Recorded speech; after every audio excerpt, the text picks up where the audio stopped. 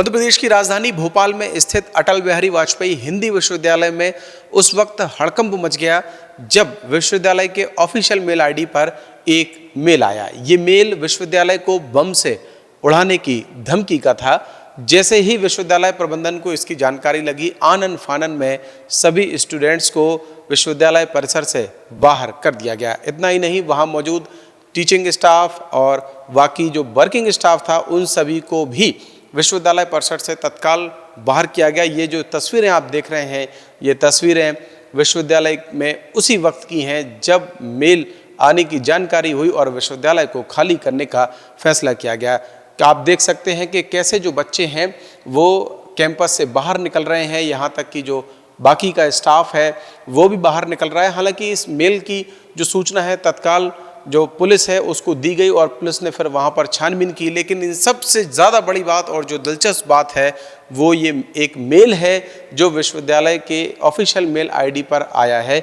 इस मेल की जो भाषा है उसने अपने आप में बहुत सवाल खड़े किए हैं और वो भाषा ऐसी है जिसका जो कनेक्शन है वो तमिलनाडु से जुड़ता है। मैं आपको वो मेल पढ़कर सुनाता हूँ जिसमें ये जो लिखा गया है कि विश्वविद्यालय को किस तरीके से बम से उड़ा दिया जाएगा। इसका जो शीर्षक दिया गया है उस शीर्षक में लिखा है कि आपके कॉलेज कैंपस, प्रिंसिपल के दफ्तर, बाथरूम में जहरीली जो गैस है उससे भरे 21 बम रखे गए हैं जो दोपहर 1:30 बजे फटेंगे। दोपहर की इस्लामी नमाज के समय से पहले सभी को वहाँ से निकाल लें। फिर जो मजमून है उसका वो मैं आपको पढ़ के सुनाता हूँ। इसमें लिखा है कि यूनिवर्सिटी ऑफिस के स्टाफ, छात्रों, पाकिस्तान के जासूसों, जब किसी महिला के साथ कोई जालिम कार्य करता है तो वो मदद के लिए चीखती है।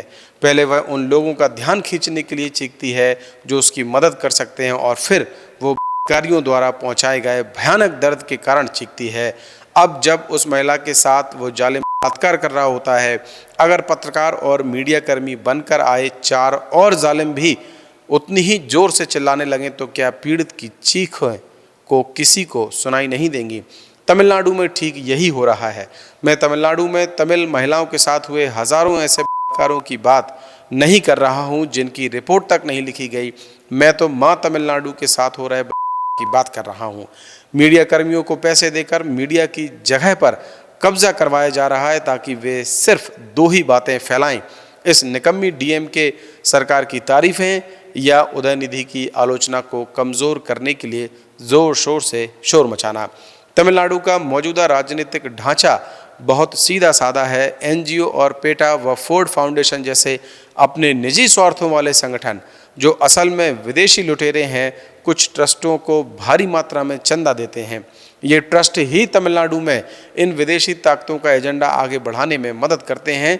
जिन 2 ट्रस्टों को सबसे ज़्यादा विदेशी चंदा मिला है वे हैं मुरासोली ट्रस्ट और डीएमके ट्रस्ट। इस समय ये दोनों ही ट्रस्ट उप मुख्यमंत्री उदयनिधि स्टालिन के नाम पर चल रहे हैं।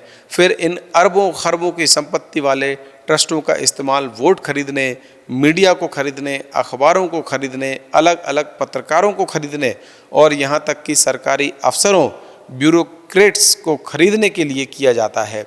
इसलिए अगर कोई चप्पल भी इस ट्रस्ट को चलाने लगे तो तमिलनाडु का पूरा राजनीतिक तंत्र उस चप्पल यानी उदयनिधि के आगे सिर झुका देता है। इसीलिए हम तमिल मुक्ति संगठन ने ये फैसला किया है कि अब हम चुनाव जैसे लोकतांत्रिक तरीकों को छोड़कर गोलियों और बमों के जरिए मां तमिलनाडु को इन गंदगी से साफ करेंगे।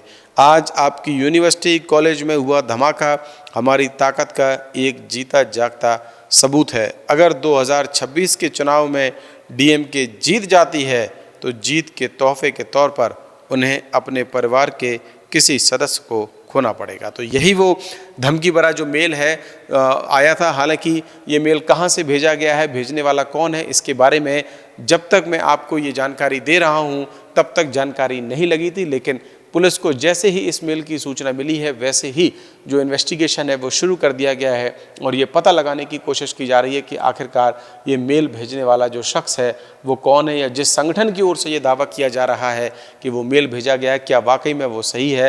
हालांकि एहतियात के तौर पर जैसा मैंने बताया आपको कि विश्वविद्यालय परिसर को खाली कर दिया गया है और वहाँ पर पुलिस टीम छानबीन करने के बाद ये सुनिश्चित कर रही है कि क्या वाकई में ये धमकी असली है या फर्जी है। हालांकि मैं आपको यहाँ ये बता देना चाहता हूं कि इससे पहले भी भोपाल की एक प्राइवेट यूनिवर्सिटी को इस तरीके की धमकी मिल चुकी है। हालांकि वो धमकी फर्जी साबित हुई थी और इस तरीके का कोई भी तथ्य सामने नहीं आया था, लेकिन एक बार फिर से इस तरीके का धमकी भरा जो मेल है वो मिलना कहीं ना कहीं सवाल खड़े करता है। और अब ये देखना होगा कि वाकई में इस धमकी भरे मेल को भेजने के पीछे किनका हाथ है और जो जांच एजेंसियां हैं वो उनके खिलाफ शिकंजा कब तक कसती हैं।